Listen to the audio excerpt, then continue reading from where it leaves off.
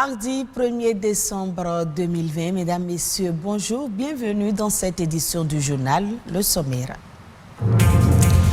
Aujourd'hui, 1er décembre, c'est la journée mondiale de lutte contre le sida, une journée de sensibilisation au VIH et de solidarité à l'égard des personnes séropositives. Le dépistage est nécessaire pour connaître son statut sérologique.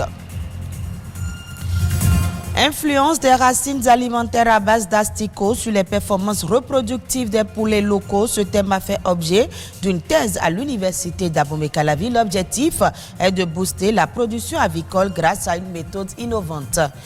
Et puis l'autre opportunité à saisir, c'est la soudure en fibre optique dont le principe est de permettre la connexion de deux fibres en le fusionnant grâce à un arc électrique. Un nouveau métier à découvrir.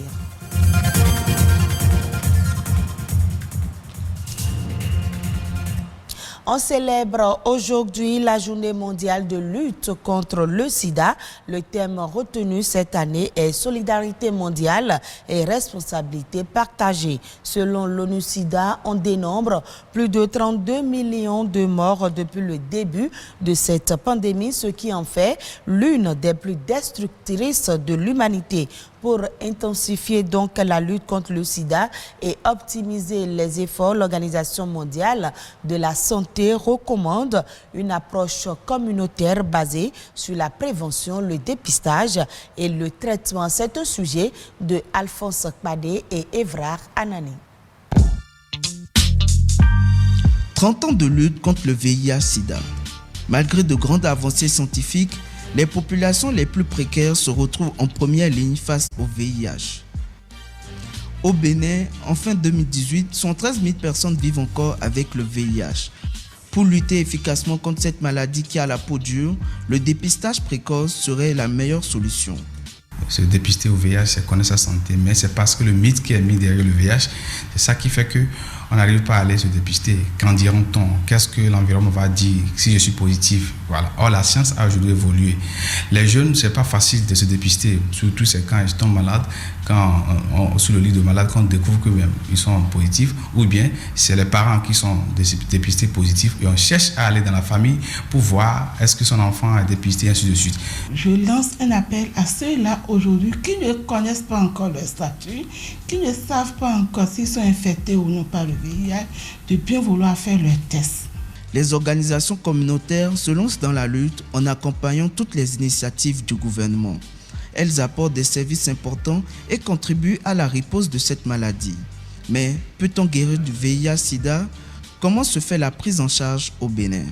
Depuis 2005, nous avons eu à traiter, à mettre sous traitement plus de 1000 patients. Il y a certains qui sont décédés, il y a certains qui ont été transférés sur d'autres sites. Il y a certains qui ont été perdus de vue, mais ceux qui viennent aujourd'hui régulièrement sont au nombre de 700, dont 100 enfants infectés. On peut traiter l'infection à VIH et rendre la personne indétectable vis-à-vis de sa charge virale. Donc, la personne ne pourra plus transmettre le virus de l'infection à VIH. Dans les années 80, le malade du sida peut prendre jusqu'à 24 comprimés par jour. Aujourd'hui, ce traitement contraignant est plus simplifié. Jusqu'à 24 par jour, 12 matins, 12 le soir. Maintenant, il y a eu évolution. Les gens prennent un matin, un le soir. Et un par jour. Les médicaments prescrits à ces patients, c'est les antirétroviraux. Non seulement le nombre est important, les effets secondaires aussi étaient très importants. Les traitements sont simplifiés aujourd'hui. C'est passé de 12 comprimés entre-temps à un seul comprimé aujourd'hui. Il y a des patients qui ne prennent qu'un seul comprimé aujourd'hui. Non seulement que c'est simplifié, mais aussi il y a la tolérance qui est nettement améliorée. La Journée mondiale de lutte contre le sida est une plateforme essentielle pour souligner l'importance du rôle joué par les organisations communautaires, alors qu'on assiste à un recul des financements et à un confinement de la société civile. Aujourd'hui, c'était également la journée mondiale de la générosité, encore appelée Giving Tuesday sur les réseaux sociaux. Cette journée est une campagne mondiale qui, chaque année, met en avant la générosité et mobilise des millions de personnes en faveur d'un engagement social. Il s'agit d'une journée internationale de charité au début des fêtes de fin d'année. Ce mouvement mondial encourage et multiplie le don et l'engagement et s'inscrit dans un objectif de célébration de la solidarité. L'idée est de consacrer une journée aux dons sous toutes ses formes. Un nouveau docteur à l'université d'Abomey-Calavi, il a pour nom Aimé Kokou Edenakpo. Il a focalisé ses recherches sur l'influence des racines alimentaires à base d'asticots sur les performances reproductives des poulets locaux.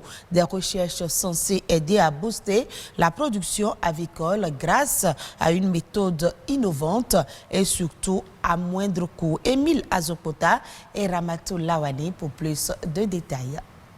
Comment utiliser les asticots pour améliorer les performances reproductives des poulets locaux? C'est la problématique autour de laquelle Aimé Edenakpo s'est penché durant ses recherches.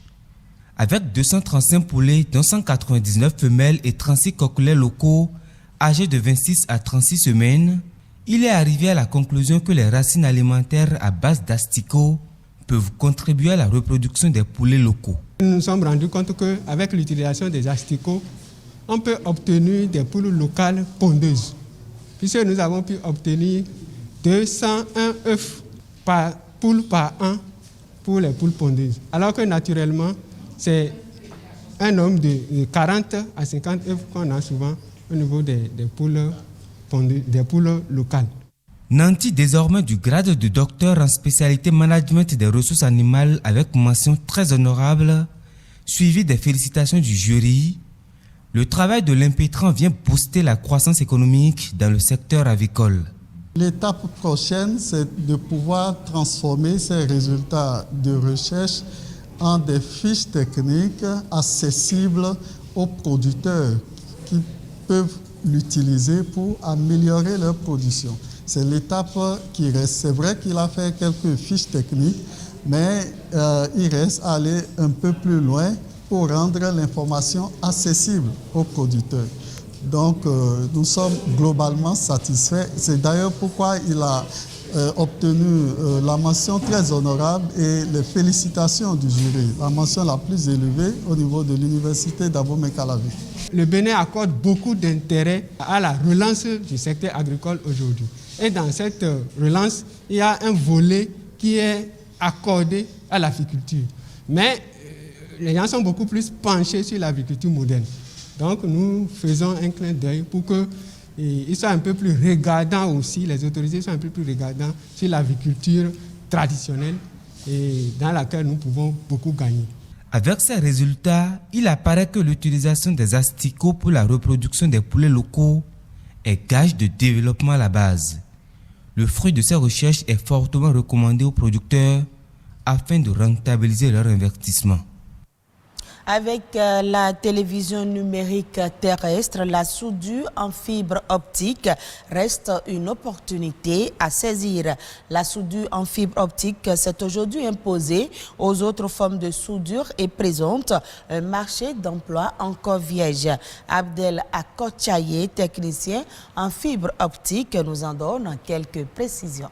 Et aujourd'hui, c'est une opportunité quand vous vous lancez dans ce métier, parce que la fibre optique génère beaucoup de métiers, dont la soudure fibre optique. Le métier de soudeur fibre optique est un métier recherché aujourd'hui.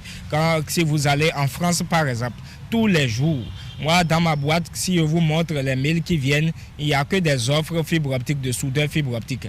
On en cherche en Europe, on en cherche en France, on ne trouve pas. Ici aussi, les réseaux, on a le Togo, on a le Nigeria, on a le Burkina, et tous sont en train de migrer vers la fibre optique. Donc la fibre optique aujourd'hui, c'est un métier que les jeunes devraient embrasser. Tous ceux qui sont dans le domaine de la technologie, qui font l'informatique, qui font les télécoms et qui disent qu'ils n'ont pas d'emploi après, qui sont à la maison, c'est une opportunité aujourd'hui maintenant de se lancer dans les métiers de la fibre optique. Quand nous parlons de la fibre optique, c'est du fibre de verre, c'est le verre et l'information circule sous forme de lumière. Donc l'information va à la vitesse de lumière et c'est très rapide et c'est net. Nous parlons de la TNT aujourd'hui dans les avions de télévision. C'est la fibre optique qui facilite tout ça. Et même les FAI du Bénin, je veux parler des fournisseurs d'accès Internet, les Isocell et autres, ils sont aussi en train de déployer leur propre réseau fibre optique. Donc le besoin est là. Le besoin se fait déjà sentir. À présent, les autres faits de l'actualité nationale en bref et en images. La nation en bref, c'est avec Ulvaeus Balogun.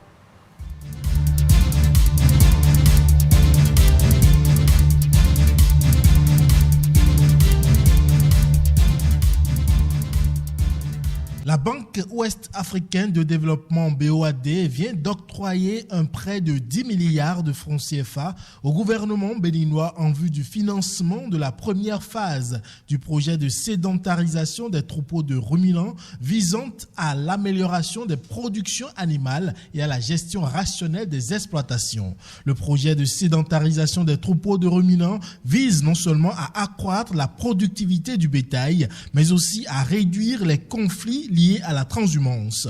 Il accorde une attention particulière à l'amélioration des pratiques actuelles de conduite de l'élevage de bovins à travers la réduction du rayon de mobilité et à l'appui au développement des systèmes intensifs, notamment sur les fermes d'application et dans les exploitations privées.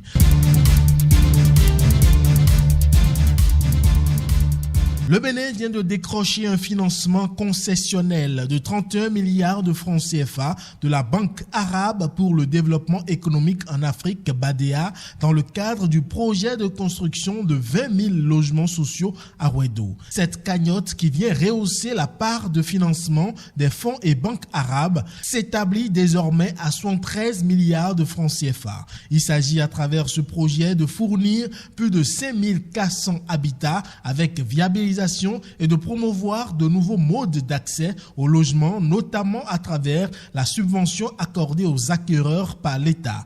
Aussi, ce projet contribue à la réalisation de l'objectif de développement durable numéro 11, lequel recommande l'accès de tous à un logement et des services de base adéquats à l'horizon 2030.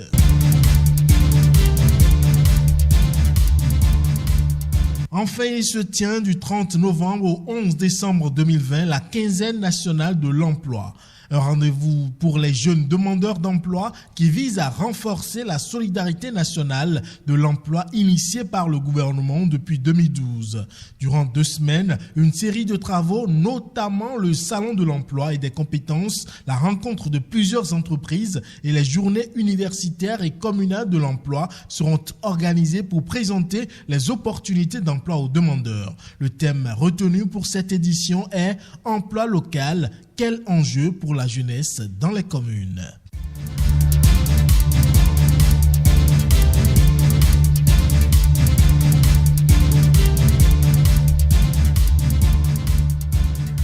Hors du Bénin, en Côte d'Ivoire, les autorités s'attendent à une campagne cotonnière 2020-2021 historique. Le volume de la récolte est en effet prévu pour se chiffrer à 520 000 tonnes, un niveau record pour le pays. Ce volume, qui marque un bond de 6% par rapport au stock de la campagne précédente, est le plus important jamais réalisé par la Côte d'Ivoire. Ces prévisions optimistes s'expliquent notamment par une météorologie clémente ainsi que par le prix garanti aux producteurs qui ont permis d'augmenter les emblavures de 9% à 444 760 hectares. Ce résultat escompté, s'il se confirme d'ici la fin de la campagne, sera une prouesse dans un contexte marqué par le ralentissement de la demande globale de fibres liée au coronavirus. Il faut rappeler que la pandémie a déjà ralenti les activités d'exportation de la fibre cotonnière accumulée en 2019-2020. Et ce sera tout pour ce journal que vous pouvez retrouver sur le site de l'ORTB, www.ortb.bj. Merci à vous de nous avoir suivis.